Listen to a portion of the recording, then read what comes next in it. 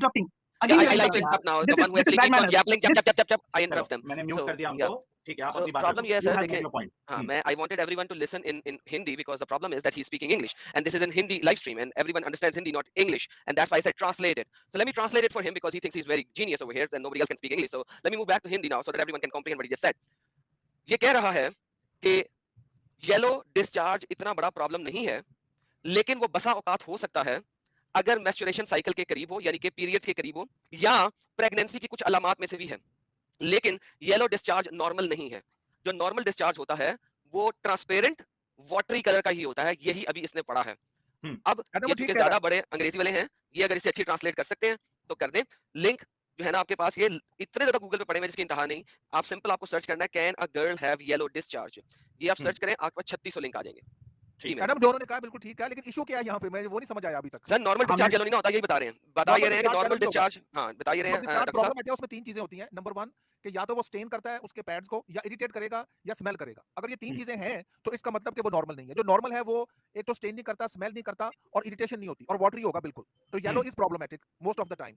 अच्छा, doctor Armani is a gynaecologist, okay? अरे वो चले गए क्या? मैं डॉक्टर अरमानी से पूछ रहा हूँ कि अगर नॉर्मल डिस्चार्ज होगा तो वो सामने वाला वो डरेगा क्यों? क्योंकि जो स्टेटमेंट उन्होंने बताया उसमें ऐसा लिखा है कि you there is no need to worry on that. Doctor Armani, देखिए जी, डिस्चार्ज थोड़ा बहुत हर एक लड़की में, लेडीज में वेरी कर सकता है, लेकिन हम्म। येलोइश डिस्चार्ज जो कपड़ों को स्टेन करे या पैड को, वो नॉर्मल नहीं होता।